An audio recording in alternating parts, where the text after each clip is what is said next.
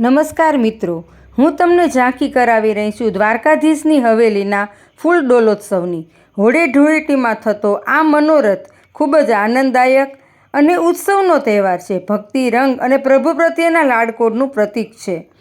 ઠાકોરજીને કેસુડાના પ્રાકૃતિક રંગોથી ખેલ કરાવવામાં આવે છે. ભક્તો અને પ્રભુ વચ્ચેના પ્રેમભાવને પ્રદર્શિત કરતો આ તહેવાર વાતાવરણને ભક્તિમય અને રંગીન બનાવી દે છે.